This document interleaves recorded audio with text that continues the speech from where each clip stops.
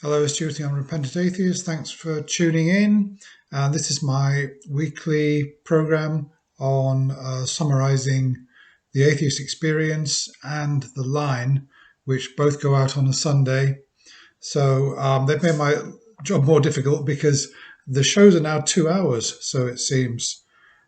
So I'm going to try and go through every single call. Some of the calls I will just kind of skip over because I didn't consider them to be interesting.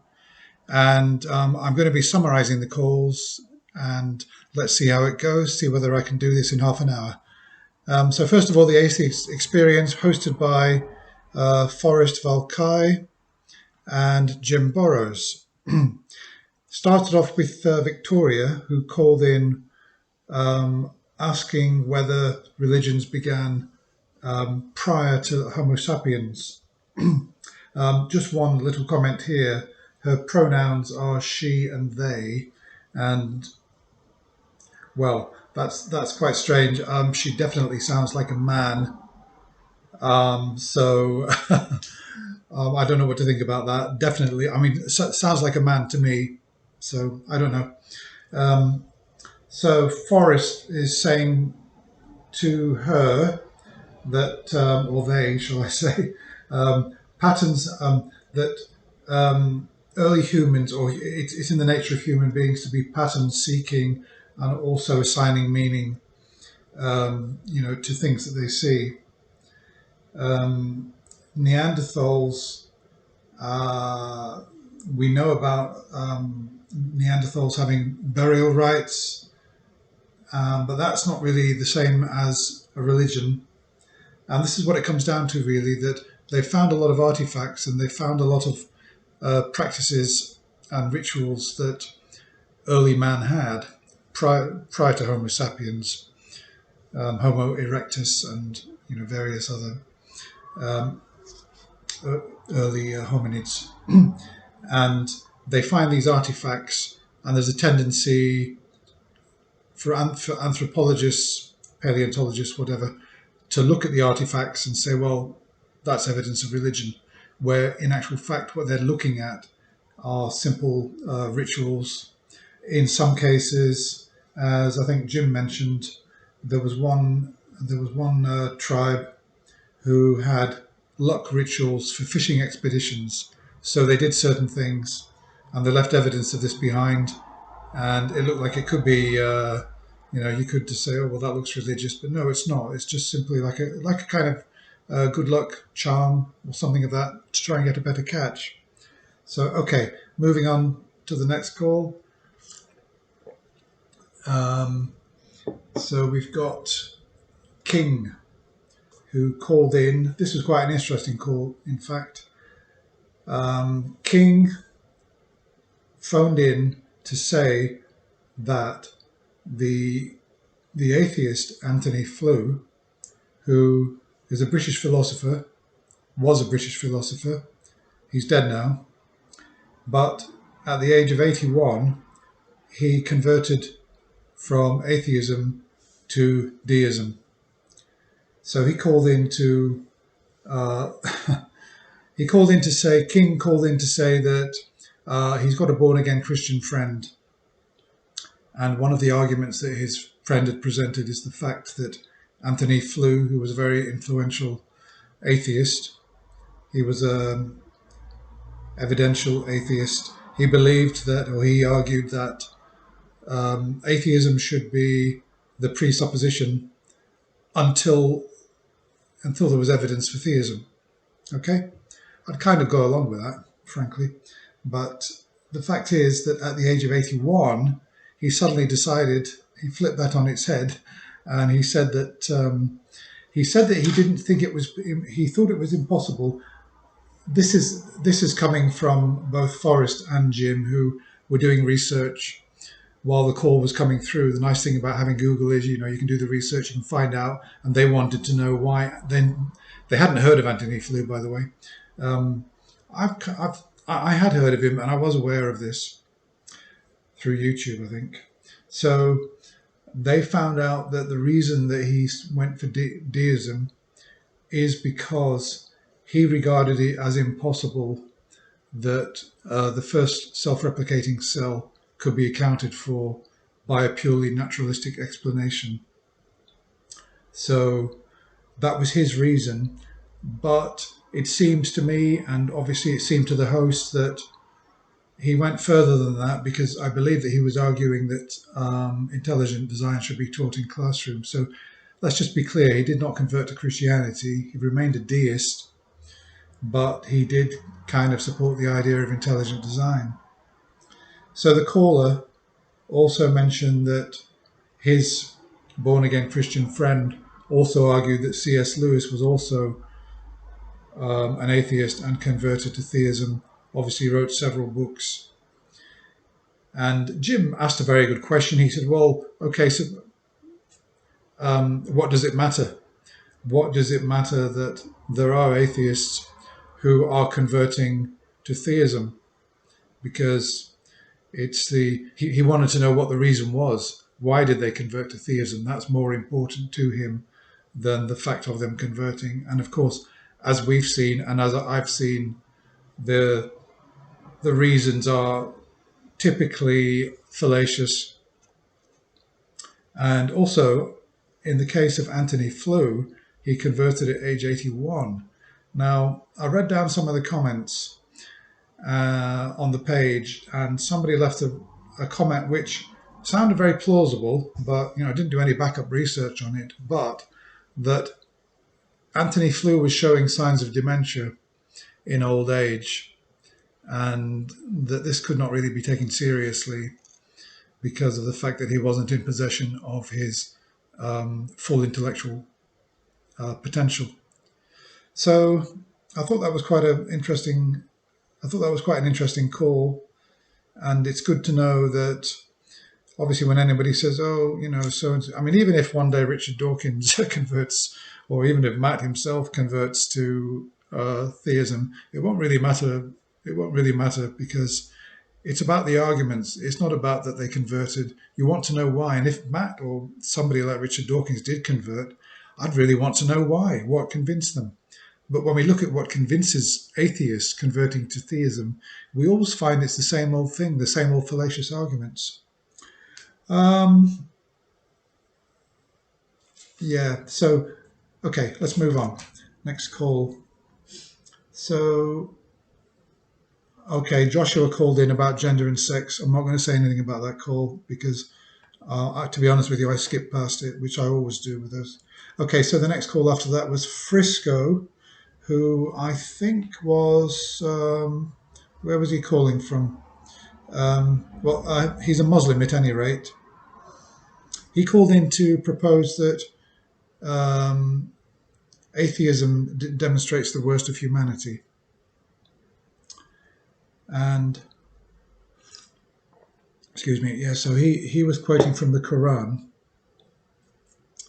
He says that he understands the mind state of atheists. Well, I wonder how true that is. They didn't really question him on that. And it's funny how somebody can make a statement like that. It's like, I understand the mindset of all Christians. How could you make such a sweeping generalization? So he makes a quote from the Quran to the extent that everything is clear to Muslims and that atheists are blind. Okay, so the hosts are listening to all this, and he goes on. He made a statement that made Jim burst out laughing, which I thought was hilarious. He says, by the atheists making these statements, particularly on the atheist experience, they have become the worst of humanity. And that's when Jim started laughing. And I think Forrest also started laughing at that, which this was quite a prickly caller. I noticed he got angry once or twice, which, if you've ever spoken to Muslims about religion, yeah, that can happen. And I've had discussions with Muslims in person, and I've been on the receiving end of Muslim anger. Yes, I have. Okay, so he also then says, what if you're wrong? Well, okay, obviously we've we've heard that threat not only from Muslims, we've also heard it from Christians and what have you. And then Forrest tries to kind of bring him to his senses. It's clear to me from listening to this guy, this Muslim, that his intellectual level is not sufficient to understand complex or even fairly primitive metaphors or analogies. And so Forrest says, listen, if you found a weird shaped glass and you filled it with water, would it be true to say that the glass was specifically formed to hold this particular water, or that the water took the shape of the glass? And well, I mean, he couldn't answer the question one way or the other, because it's obviously not the kind of device that he's familiar with. He dismissed it as a comedic analysis, which obviously was rebutted. So yeah, Forrest kind of dumbed it down a bit for him, and he said, well, did the universe evolve to suit us, or did we kind of evolve to survive in the universe? And then he suddenly starts crying out, this Muslim guy, what's his name? Frisco. One big accident, chance, one big accident, chance. And then they rebut him and say, well, it wasn't accident, it wasn't chance, nobody ever said that, etc., etc. And then and then he mentions, and there's also the soul. Says, there is the soul, which atheists reject. And then they ask him for evidence. What is the mechanism for the soul to interact with the brain? And then he starts quoting the Quran again. And then they say, well, that's not an answer. And then he starts saying, we know that the soul exists because when we dream at night, that's the soul leaving the body. And unfortunately, he then hung up. He just hung up. They lost the call. Okay, next call. We've got Emmanuel back. He's been on several times, not just on the Atheist Experience. He's been on the line. He's been on Talk Heathen. I wonder if he's becoming the new Otangelo. But anyway, he wants to answer the question why God won't appear. So Matt asks, sorry, not Matt. I think it's Jim. Yeah, ask the question. Why won't God appear to us? And the answer, Emmanuel says, there is a God, but he's not interested in us. And Jim says, well, why worship a God who's not interested in us? And then Emmanuel says, well, because of judgment. And then, of course, the question from Jim, good question, if not interested in us, why is he judging us? And then the conversation kind of moves on. And so Emmanuel's saying that the way it works apparently is that God will appear and he is interested in those. It's not that he's not interested in us. He's only not interested in those who've got no interest in him, those who've got a closed heart. Apparently, those who've got an open heart and believe in him, he's interested in those people.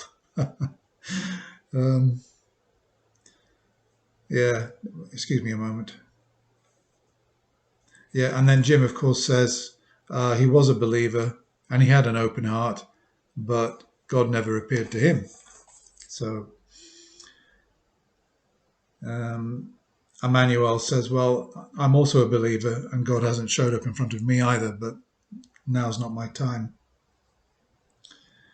And now he's saying that,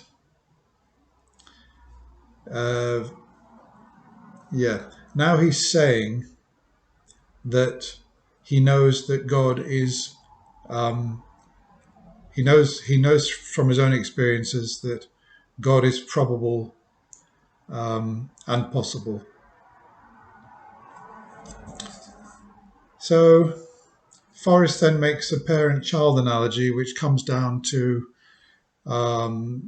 threats. If you don't do what I say, then I'll do this to you, I'll do that to you.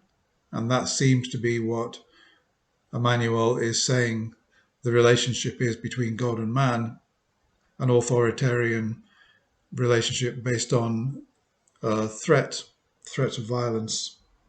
And would you want to worship such a God? Emmanuel goes on to say, well, God is light and darkness. He has a good and he has an evil nature, which I thought was quite. You don't often hear believers admitting that God has an evil nature. And he gave an example about how in the Old Testament God hardened the heart of the Pharaoh.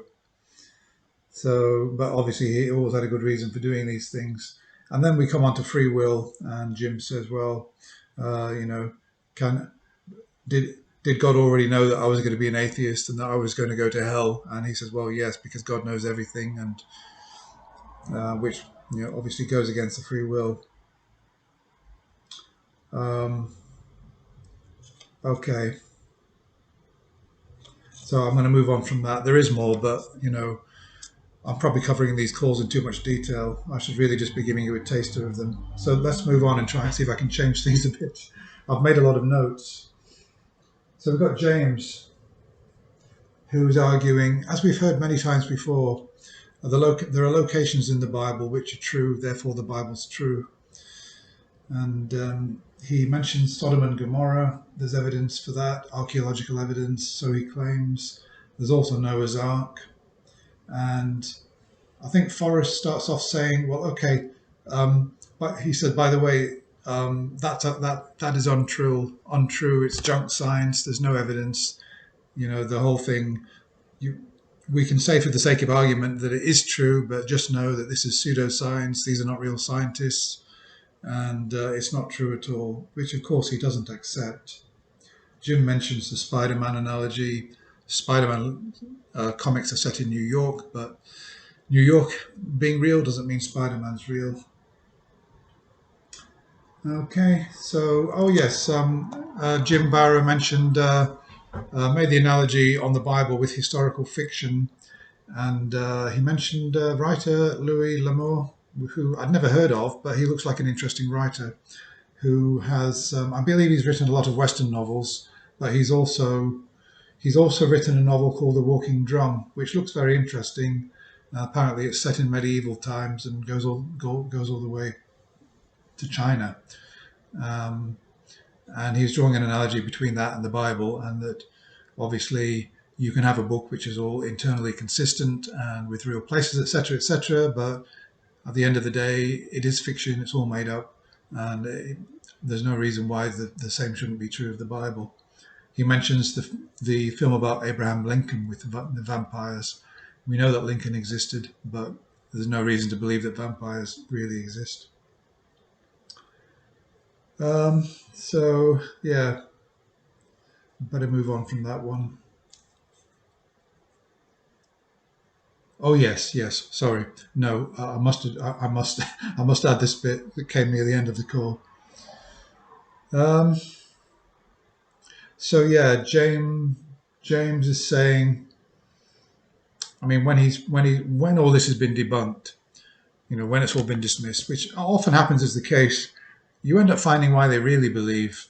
And James says, is it better to believe you're going to live on or die? And that for him, he would rather die believing that something of him will continue after his death. Yeah.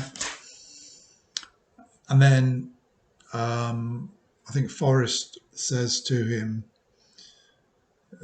would you believe, even if it's not true, would you still want to believe that? And he said yes, he would want to believe it. And when he says, would you want to believe that even if it's not true? And then the caller says, well, wouldn't you? And Jim says, no, definitely not. He wants the truth. Even if the truth is painful, he'd rather have the truth than believe in a lie. Jim made an odd comment saying that no, he wouldn't, because he wouldn't want to become a monster and be prejudiced against the LGBT community, which I thought was really weird that he said that. But, well, I mean, that he said that first out of all the comments he could have made. He made that point first. I don't know. Yeah, so just a caller was saying, oh, it makes more sense to believe. I want to believe. I prefer to have a belief which gives me a nicer outcome than otherwise. And then again, they say, well, we're interested in what's true, not in something which simply gives you a nice outcome. Oh, I've done all right there. So I've got through the line. Sorry, I've got through the atheist experience. So let's move on to the line. By the way, I thought the show was fairly good. I think Forrest is obviously knows a lot. He's a scientist, and he did some very good explanations there on when somebody said if we evolved from monkeys. I mean, we didn't evolve from. I mean, obviously, monkeys are not primates. We're primate. Apes are primate. People always say monkeys instead of apes. Okay, so he says, why are there still monkeys if we evolved from monkeys? And of course, he said, well, the monkeys that are around now, we didn't evolve from those.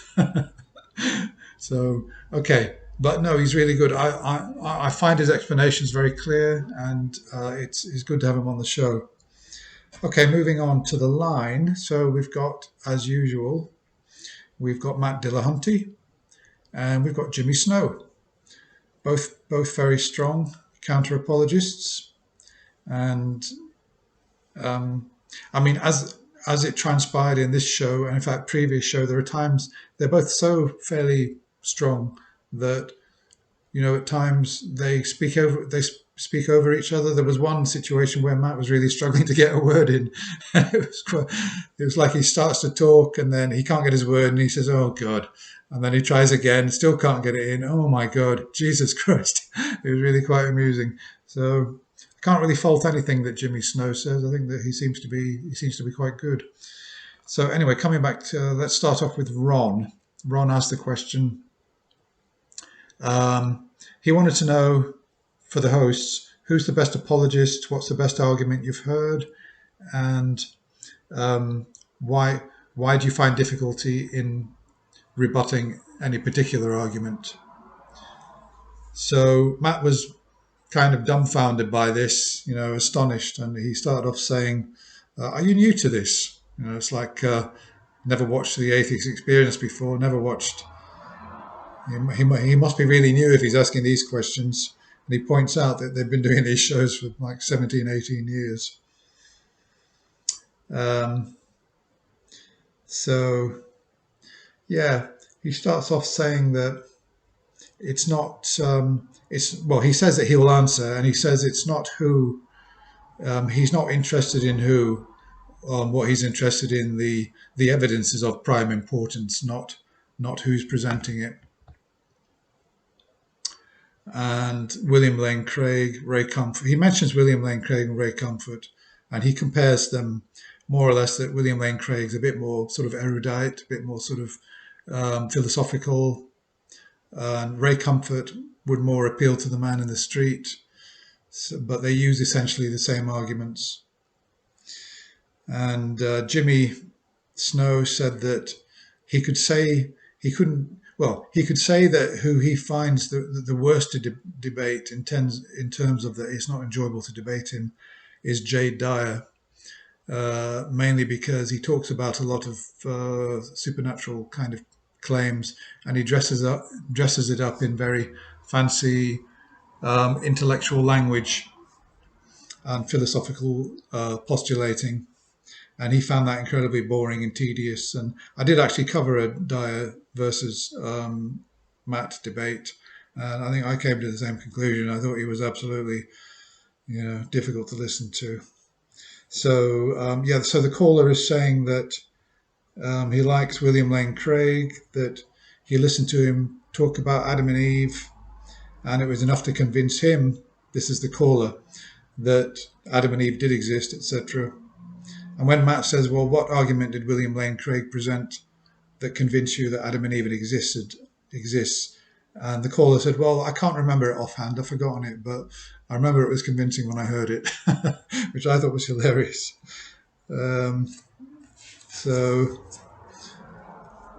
Just excuse me a moment while I look at my notes. Yeah, Matt was pointing out that William Lane Craig used a certain strategy. He used a certain language. He's trying to appeal to people in the audience to accept, in a way, his bullshit. Like, every intelligent and honest person would agree that, that kind of language, um, it's almost like the emperor's new clothes. Only an intelligent person, only a wise person can see that the emperor is wearing these clothes. It's the same. It's on that kind of level. They did compliment Matt, I think, or Jimmy Snow complimented Paul Ogier, who's the best at breaking down William Lane Craig. And actually, I probably agree with that. He is. I've seen his videos. He is very good. He's very good in particular with William Lane Craig. Very good. Okay. Um, and then Matt points out that with William, because he knows William Lane Craig. He's read some of his books. That William Lane Craig wants to have it both ways on Adam and Eve. On the one hand, he says that, well, there was no Adam and Eve. On the other hand, he says that, but there is a mythical Adam who points to a real person. And that's like kind of wanting to have it, both ways. Why not just then say, well, yes, Adam and Eve did exist if it points to a real person? So Matt was saying, well, why do you find William Lane Craig convincing? And he just says he finds him inspiring to listen to, and he finds him impressive, and that he considers him to be a modern prophet of God. Of course, Matt asked why. What is your reason for that? And he says that because Craig says he witnessed the Holy Spirit, and that you should just trust him. And Matt says, well, no, that's not how we do it with skeptical method. We don't just trust. We don't just trust people. Otherwise, we would be buying into every single crazy idea out there. We need actual evidence, not blind trust. And then it's getting even more ridiculous. This call is Ron suddenly says, well, he's got 2 doctorates. And you can see the call going downhill, and it's not going to go on for much longer. And Matt just says, well, I can show you people with several doctorates who reject Craig's arguments. So, oh yeah. And then he says, well, I don't know, he just looks so sincere when he's talking. Right, okay, and at that point, Matt just drops the call, cuts him off, and he says, I don't believe you're real. I believe that you're a troll. You're a prank caller. Actually, to be honest with you, and this is me talking now, I don't believe he was a prank caller. I mean, we've seen this with Matt before. He's dropped people believing that. But people really do think like this, And no, I don't believe he was a prank caller at all. I think that he was being sincere. And when he said he's convinced by William Lane Craig because he's got doctorates and he just trusts him and he looks so sincere when he speaks, that's how people are convinced by apologists. That's why apologists learn how to talk in a certain kind of way. They soften their voice.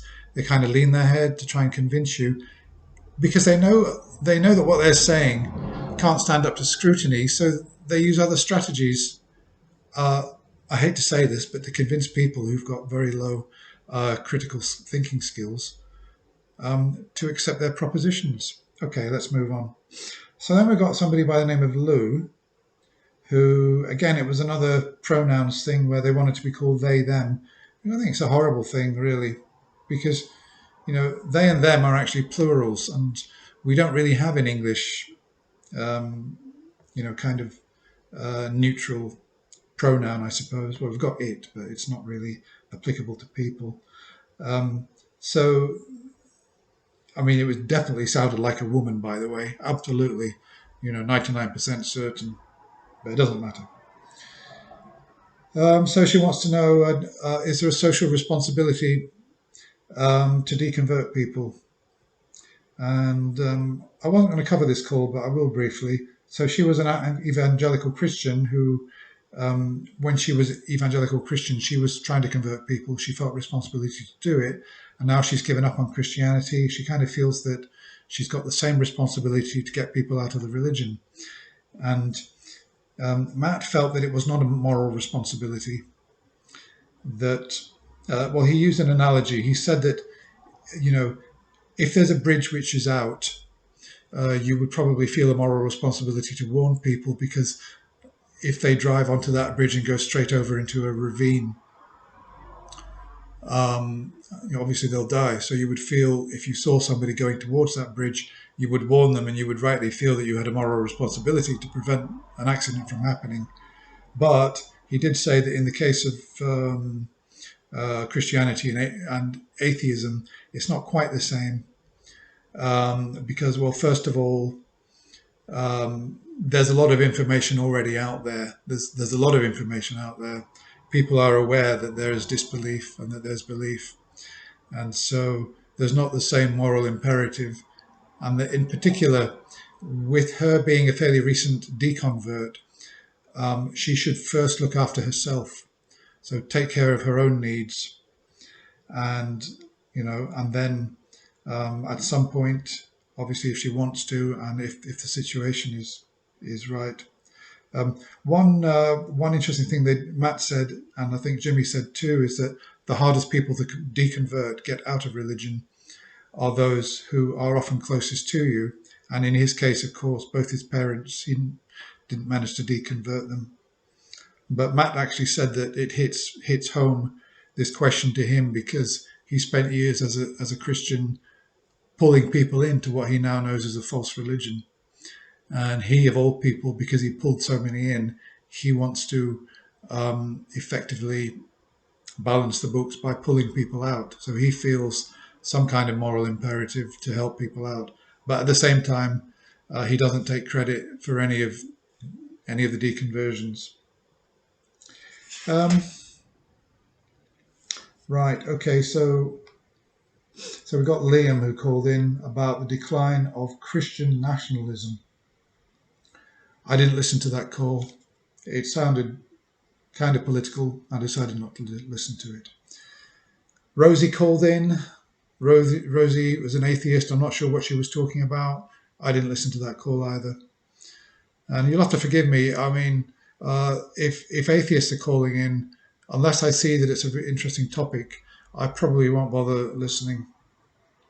Bonnie then called in asking if in levitation they actually do really levitate and lift off the ground. And well, of course, both Matt and Jimmy said no, of course not. And it's a matter of physics and a secret that it looks real. And she says, well, yeah, it does look real. And Jimmy said, well, that's the idea. If it didn't look real, nobody'd be talking about it. So they only spent 2 minutes on that call. So they moved on to Andre, saying that it's an atheist calling in. I did listen to this one. The fall of man proves theism is false. And so this was a bit of a strange call, really. It was a strange proposition, and he had no argument. Matt at one point said, "You've come in with a proposition, you've not given us any premises, and you've not presented a proper conclusion." So he's saying that the fall goes against philosophy. He can't justify it. Matt says, "Well, that's just an assertion. You've not justified it," and they write him off as a waste of time. Yeah, so that call did not last long at all. So Andre's call did not last long. Moving on to Dan, Buddhism, theism or atheism. So is Buddhism a theistic or atheistic religion?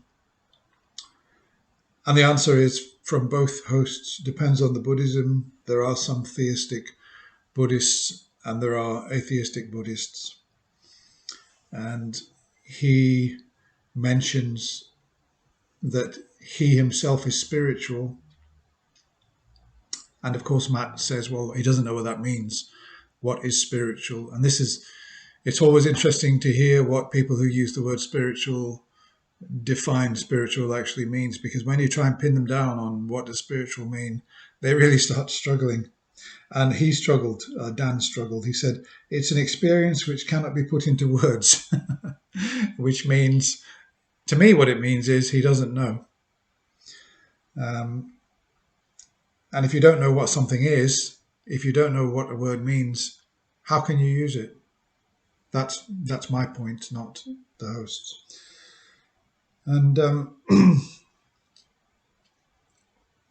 yeah, and then he suddenly says, then he flips it around, and he says, "Well, um, my experiences are not necessarily supernatural." Because when Jimmy says, "Well, do you mean a supernatural? Something connected with the supernatural?" He's trying to sort of tease out of him the meaning. And he says, "Well, not necessarily supernatural." At that point, Jimmy just says, "That's it. Let's move on and talk to some theists who are waiting patiently, because we're interested in people who are making serious calls. And if you're suddenly saying that you're going to start talking about naturalistic happenings, you're not really making any claims that we're interested in." So they move on. So then Rick calls in, and he's called in to say the Bible story is more plausible than science. So he starts talking about Genesis and the creation story. And his hypothesis is that the water on the planet came from, well, effectively from space. And this is what the Bible says. And this, in fact, he believes there's evidence to back up. That effectively meteors brought billions of gallons of water, meteors, asteroids, whatever, crashing onto the Earth, and they brought the water here. And we know this because in Genesis, the way the creation story goes is that we've got two layers of water. We've got the water on the planet, which has come from water above the firmament, which obviously is the atmosphere. And the Bible correctly said this. And he mentioned solar luminescence. Now, I haven't done my homework. I don't know what solar luminescence is. So Matt had heard of the term, but he wasn't. It didn't. He just mentioned it as a sort of buzz term, and it didn't really come back. So I need to actually look up what that is. But Matt said that all this was irrelevant, and he needed actual evidence. That he's got a hypothesis, and he needs evidence, and that the Bible is making a claim, and that he needs to prove his hypothesis with actual proper physical evidence, and not a claim in the Bible. And all he's got is a claim in the Bible, and we need confirmation. And then the call is dropped because it doesn't really go anywhere. So yeah, just coming back to the got the firmament and the waters above and below the heavens. Of course, when Genesis was written, people saw the rain coming down from the heavens, and it's fairly reasonable to assume, or maybe to postulate, that they thought there was a massive quantity. They didn't understand about precipitation and everything, and they thought water was coming down in unlimited quantities, almost from some vast storage above somehow, and that's why they wrote the story as they did. Okay, somebody called in a called Child of God. So coming in to explain what they believe and why. Believes in the God of the Bible. Why? And he says, why? Well, because God woke him up. And I started thinking, oh, God. Oh, no, it's going to be one of those personal experience calls. It's going to be a preachy call that's not really going to go anywhere. And it's not only that, but it's going to be a call that is stretched out quite a bit. Some of these calls lasted, I thought, a lot longer than they should have done, frankly. I don't know why. So this is one. So God woke him up. The question is from Jimmy, how? And then he mentions, he says he's called in before, and he called in to explain how he stopped watching porn, and that God woke him up and he stopped watching porn. He also was going to the church, and he was seeing that people were hypocritical. They weren't true Christians. They were going to the church. They were just paying lip service to the religion and not actually obeying the commandments or God's word, or what have you. And I didn't quite get that about why he mentioned stopping porn. unless it was just that this was the sort of thing that made him realize that he was blessed by God. And he asked the question, do you want to believe or do you not want to believe? He actually asked Matt and Jimmy. And Matt gets really angry, and he says, that's irrelevant, it's a defense mechanism. And yeah, I've heard this kind of thing before. Callers will often say when they get a brick wall of skepticism, they will suddenly say, look, well, do you want to believe or don't you? And so Matt got angry about that. So he says, the caller says he believes in God because God is the Word. That was funny. Matt says, okay, how do you know God is the Word?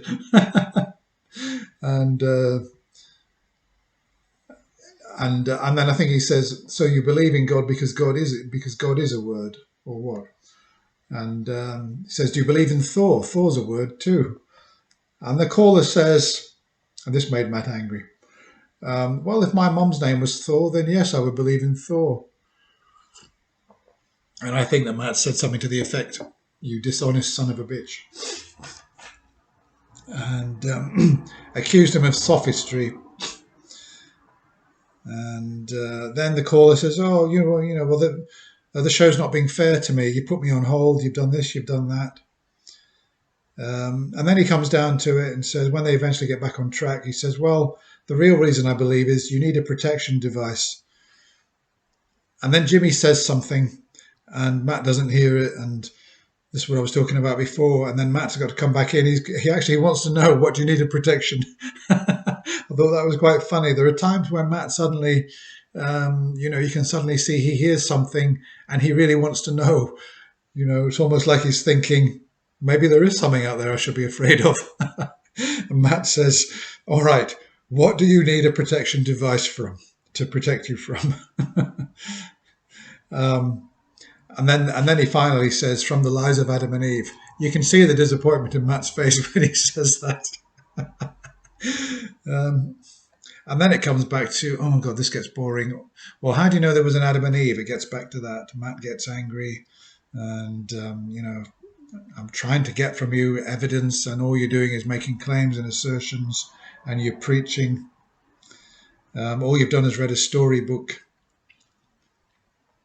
How do you know the Adam and Eve story is true? And he says, well, the serpent tricked Eve, and then that's it. The call's dropped. End of call. Okay, so Rob, I think this is the last call. No, or is it? I don't know. Okay, Rob. Yes, it is the last call. He says he's a Catholic on the fence. So we told the call screener. He believes in a higher power. Matt asks why. He says there are things we can't understand that we ascribe to God. Sounds to me like argument from ignorance there. But anyway, Matt says he wants actual evidence. And then the caller says, well, I can't really give you a concrete answer.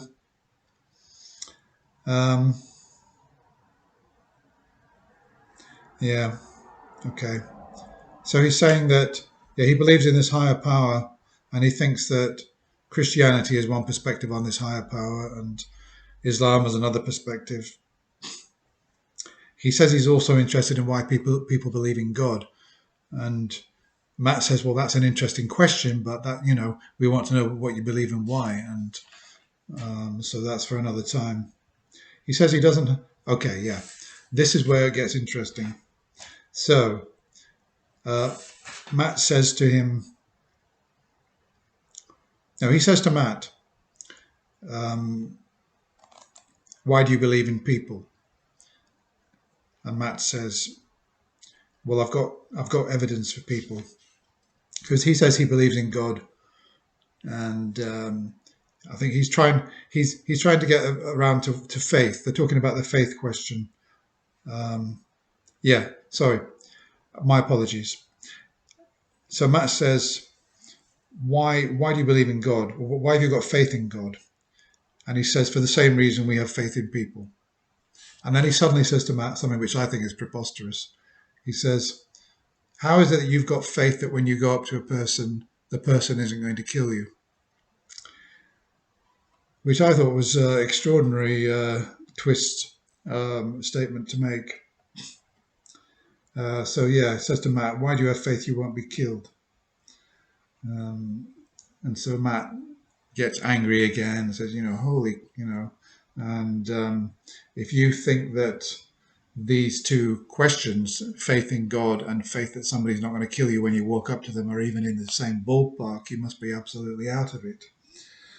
But you can say that, but you're only going to really debunk somebody. I think, as Matt realized on this one, and I do admire him for this, when somebody makes a preposterous statement to that, like that, he will break it down and he will show them.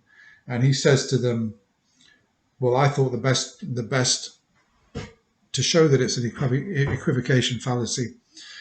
He says to him, how many people have you met in your life? How many people have you walked up to and met for the first time in your life? He says, well, I don't know, 1 million maybe. And Matt says, well, there won't be 1 million. I haven't even met 1 million people, not even a fraction of that. Let's say it's 100,000. Well, it's not even going to be 100,000. Let's face it. I mean, in my own life, I don't know how many it would be that I've actually met and I know the names of. It would probably be less than 1,000 people. I'm 58 years old. Because, I mean, all the people you see around at university, for example, you never talk to and you don't know their names. They don't really count, do they? So how many? Anyway, he says 100,000. Okay, they settle on this figure 100,000, which I think is way over the top. And he says, how many killed you? Brilliant question. I love this. I love the way he's broken this down, because they tried one or two others, saying, oh, there are statistics about how many people, but no, this was perfect. So how many have killed you? He said 0. And he said, how many gods have you met? 0. So he'd have good reason, therefore, for having a good trust and faith that, in fact, nobody's going to kill him when he walks up to him. It can't be 100% guaranteed, but, you can have a really high degree of confidence in that you can walk up to somebody without being killed. It very rarely happens. But he's never met a God.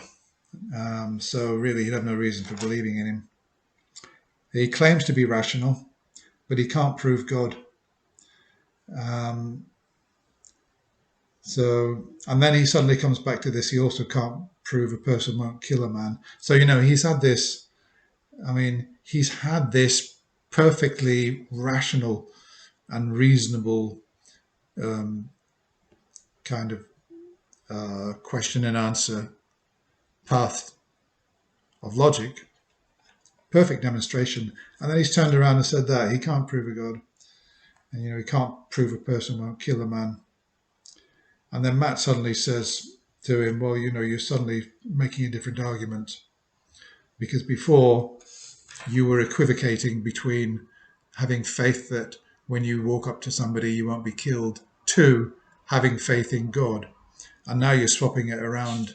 Now that that's failed, you're trying something else, which is dishonest. Well, the caller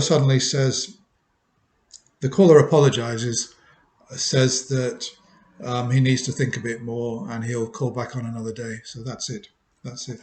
Okay, guys. If you're still with me, thank you for staying with me. 48-minute video. Obviously, we've had 4 hours of calls to deal with. Nobody else does this on the internet. I'm the only one that does it. So, somebody left a message saying, oh, somebody else is doing this. Some other channel that just looks back at calls, listens to a question or a point made by by a caller, and he blots out what Matt is replying and he replies himself. No, that's not what I do. I actually summarize 2 programs in one program, so that you won't, if you've missed them and you haven't got time to watch them, you can watch mine instead. I've done 4 hours worth of programs in 50 minutes, so I've saved you over 3 hours. Nobody else does this, only I do it. So if I've made any errors, be kind on me, and I'll look forward to seeing you again next week. Goodbye.